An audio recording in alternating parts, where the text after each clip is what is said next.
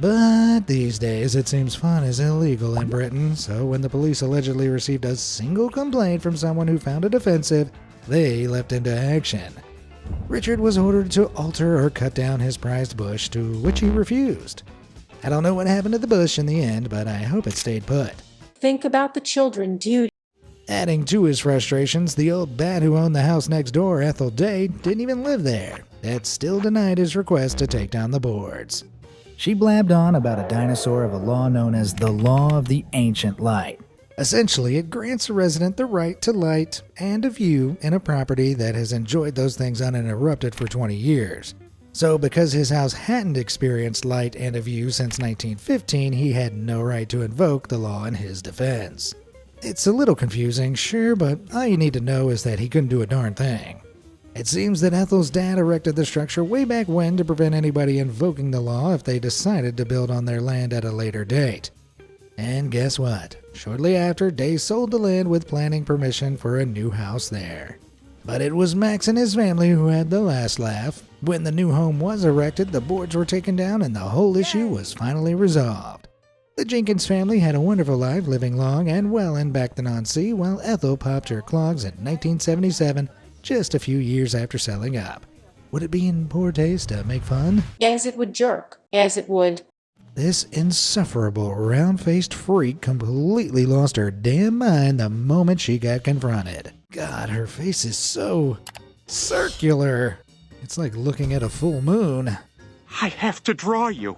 I think I perfectly captured her incredibly punchable head, eh? You heard her, guys. Let's make sure as many people as possible have seen her round face. Don't forget to share this video with your friends. Yes, I sat through 9 minutes of this hideous thing screeching swears and threatening violence while her mother pathetically attempts to control her crotch goblin. But I do just want to show you what happens near the end. See the slug lookalike who's apparently named Jasmine? I couldn't find any follow-up on this incident, but we can only hope Ping Pong Ball Face had some serious consequences.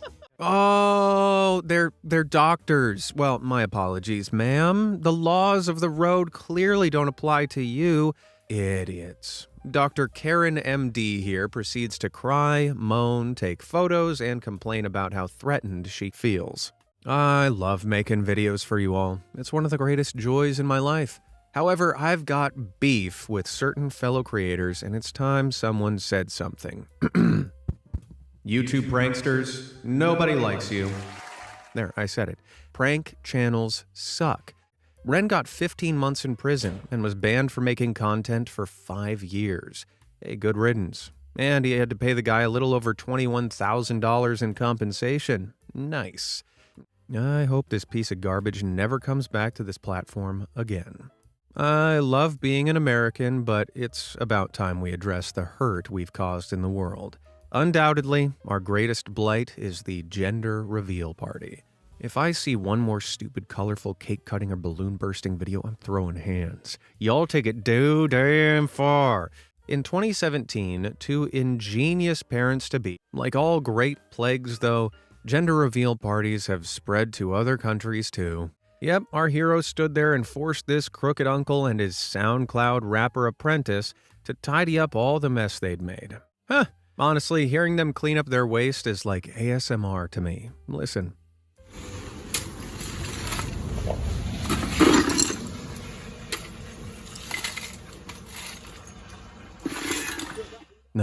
The relaxing sounds of two bozos fretfully embarrassed.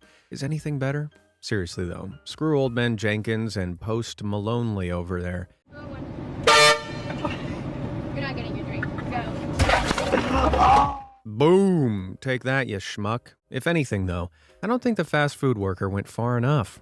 I'd have done something really petty, like this. You know who I mean? The crying in my Lamborghini because my dad never loved me life advice guys. Yeah, they suck. We interrupt this video to bring you yet another YouTube prankster getting served a slice of humble pie. This time, it's Seth Mering's turn. This waste of oxygen went to the beach. The peeved beachgoer ends up snagging the microphone off Seth's camera and launching it into the sea. Good riddance. Ugh. Can this guy get any more annoying? After having a little cry to the camera about how it's so unfair, it's just a prank, bro. Why you gotta get so bad? I was just making a silly video, and he asked me to stop, and I didn't. And then he got mad, and he broke my camera, and now I can't be annoying people anymore. What a baby. Sadly, it seems like the only trash that left the beach that day was these two pieces of garbage when they went home. Boom! How do you like that? Who else wants some, huh? Oh, look at what we got here. It's Tanner Cook, another dumb YouTube prankster. If you think Tanner sounds like an intolerable public menace, you'd be right. Coley pulled out a firearm and taught him a lesson. Jeez. Not to worry, minus a few holes he didn't have that morning, Tanner was fine. Now, call me callous, but I don't blame Coley. Tanner acted like a bully. The bully got. No taking joy from this is wrong. Tanner could have been seriously injured. But how bad of a person do you have to be for your own fans to say you deserved it? Some bozos are intent on doing more harm than good. Vigilante justice warriors sent the video to Melbourne Grammar, Giddy's $20,000 a year in fees private school. So Giddy removed the video to avoid backlash, but it was too late. But Giddy wasn't remorseful in the slightest. He made posts begging people to stop getting him into trouble, saying he couldn't believe people would do this to a minor. You're not the victim, kid. Yeah, he is. He's a damn minor. A male colleague of hers stepped in and dealt with Somali before carrying him away like the giant baby he is. As of now, Somali's unfortunately out of jail. Sometimes confronting lazy folk can get a lot more dangerous, though. Darn tootin'. This guy must be one of the biggest foes I've ever seen. After getting stamped with a bumper magnet, this mighty opponent hops down off his horse to square off. Go ahead, make my day, punk. Because I don't think any town is big enough for the both of them. Luckily, our trusted narcoteer here returned the cart himself and order was restored. When did these lands get so lawless and lazy? I don't care if someone's paid to collect the carts. If you can swag around the store grabbing Totino's pizza rolls, you can take your damn cart back to the cart return. So the person who captured this video uses a mobility device to get around. He was poodling along a dirt track minding his own business when Spandex Karen stepped into his path to complain. Fortunately, the gym canceled her membership, which should teach her a lesson. This is a movie I like to call The Fat and the Furious. But rest assured, this hungry hippo soon got an XL serving of instant karma. Without context, I'm curious about what actually started all this. Did they accidentally give her a salad or something? Another garbage person getting away with a light sentence. Well, at the very least, she needs to be put away indefinitely for those eyebrows. Wait, what does this remind me of? Who knew Mrs. Trunchbull's kryptonite was a shower?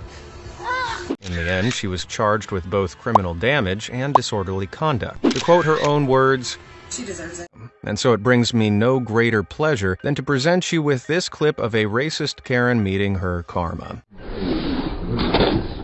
Nice. Well, then talk and quit. After getting back up, the heavyweight yanked Casey Lynn's hair and began punching her in the back of the head. If you ask me, she got off lightly, though I'm confident that there's a special place in hell waiting for Lena Hernandez. I wish you well. In hell. This, I'm afraid, is the type of Karen that only pepper spray can deal with, though unfortunately it remains an AI fantasy. But besides the complete public self-humiliation, the real karma is having to wake up every morning, look in the mirror, and see that you look like a thumb with a bowl cut.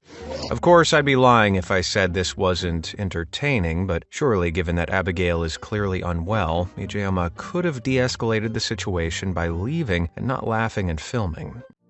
Resorting to racially charged violence because they didn't have crazy bread is perhaps a sign that this Karen should start spending more time at the gym than she does the drive-thru.